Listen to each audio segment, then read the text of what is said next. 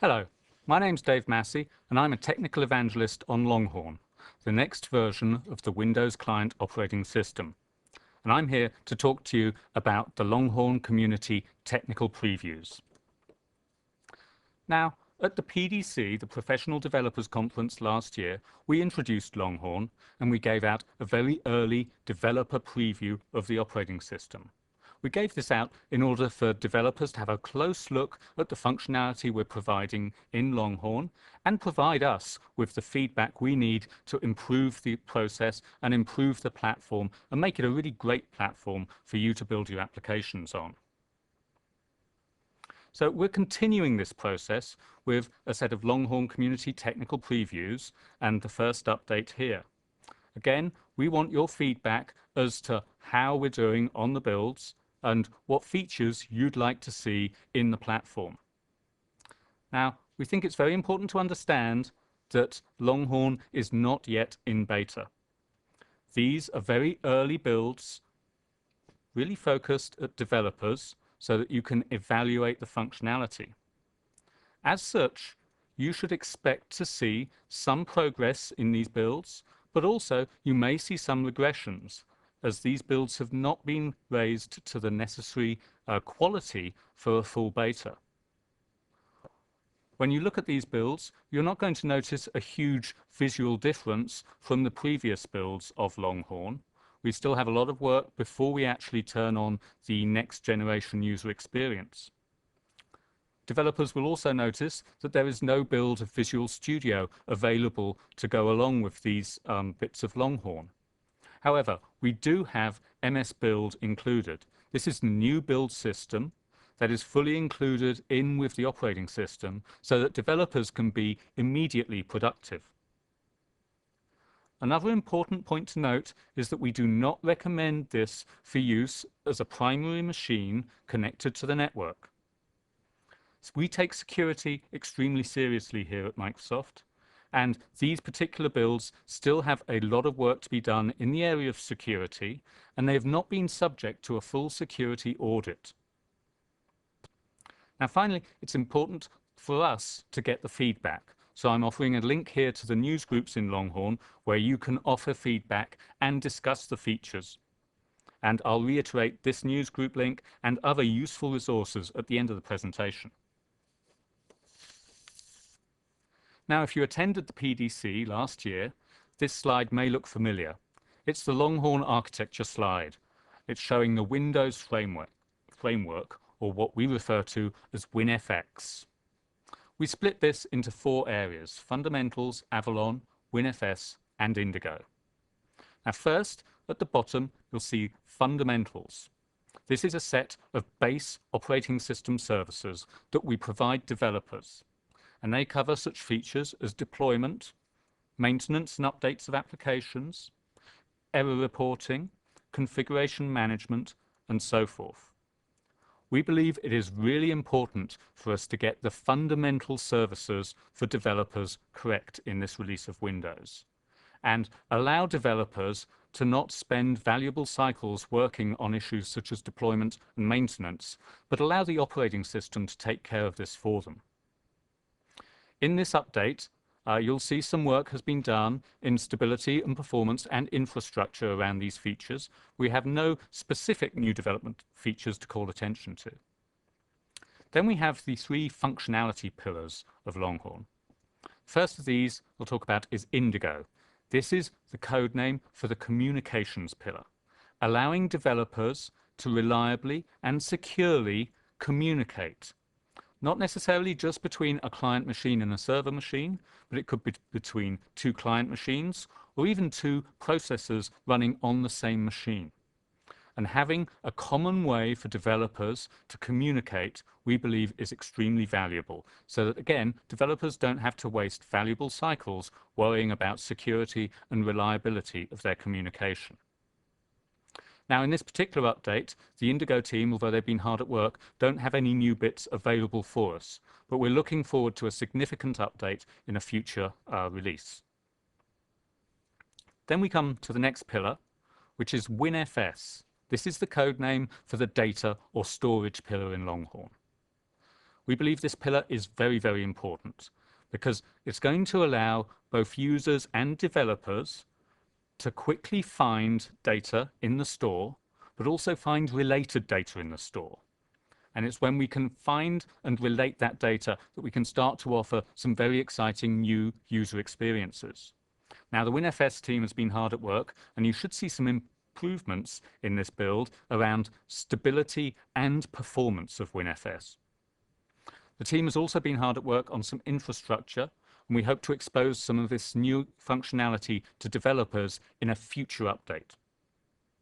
Now, this brings me to the final pillar of Longhorn, which is Avalon, the code name for the presentation pillar, a whole new presentation subsystem in Windows to allow us to provide a higher quality and easier to use user interface. Now, the Avalon team has been hard at work as well, and they have some improvements to show around stability and performance in this area. And they've also a set of incremental changes to features that we started to talk about at the PDC last year, where the features have solidified and we've added some improvements. And I'm just going to highlight a few of these here. One of the first ones is annotations. The inclusion of the annotation framework actually allows a developer to add the ability for a user to add annotations to their content. And that annotation will then travel with the content. And even if the content is reflowed into, say, a larger window, the annotation will be positioned correctly within that window. Now, you'll see a couple of samples in the SDK that accompanies this update around the annotations framework, and you'll find them in the samples section of the SDK under Annotations Framework. I encourage you to take a look at this, and we hope to see some improvements and expansion of the services in the framework in a future update. Another area is that of controls. You'll see that we've added a label control in this release.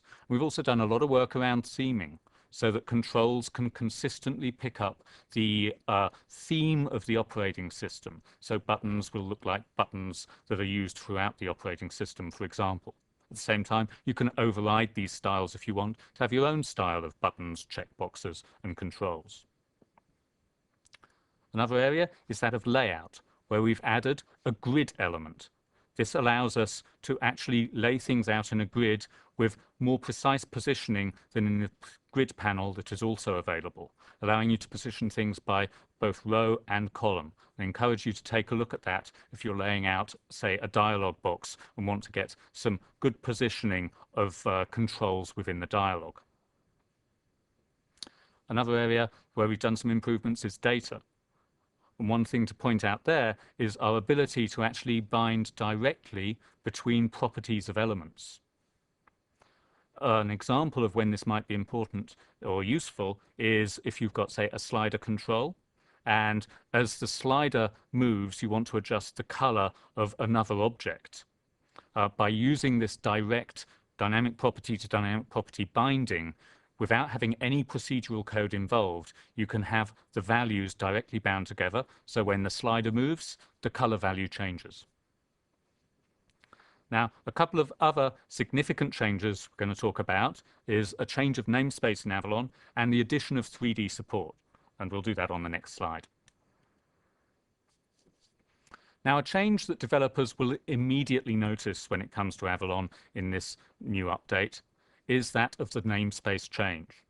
At the Professional Developers Conference last year, we were using a temporary namespace for Avalon functionality, and that namespace was MS Avalon. We've now moved this over into the main system.windows namespace. So anything that was under the MS Avalon namespace is now under system.windows. So if you have some software that you prototyped on the previous build that we made available, this is probably the first place you should look in order to move your software over to run on this new update.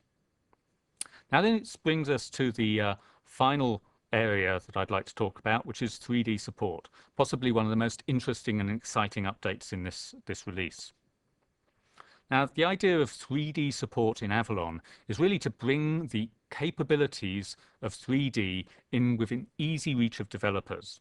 Today, 3D is really a very specialized area where you have to go and use the DirectX set of APIs in order to add 3 dimensions to an application. We want to bring these abilities in within easy reach of the average Avalon developer so that you can add some different views and a new dimension to your applications. Now, by adding 3D, with Avalon, you actually get full platform support for things like printing and accessibility. So even if your control is being viewed from a different angle in 3 dimensions, it's still fully accessible. Examples of where this might be useful is, say, in a 3D graph. If you've got a graph and you just want to spin it around and view it from another angle, or maybe zoom in on the graph. Or maybe a different form of navigation of an application, where as you navigate through, you want to swing in different content from further behind the current content. So we're very excited about the advances here in 3 dimensions. And there's another presentation that I encourage you to look at to learn more fully about the capabilities of Avalon 3D. So in summary, this release of Longhorn really shows solid progress from the PDC build we made previously available. And you may see other technical previews as we progress, and we want to continue the dialogue that we have with you, getting your feedback. Strongly encourage you to visit the news groups, and there's a link here to the news groups. And in the news groups, you'll find actual product team members from Microsoft taking part in discussions and answering questions, and we make sure that we read every post in those news groups. Now, a set of other resources I'd really like to point you to. And first of these, possibly the most important central resource, is the MSDN Longhorn Developer Center. You can find that at msdn.microsoft.com/Longhorn. And here you'll find constant updates to the progress we are making on Longhorn, the availability of additional articles, and see how we're progressing.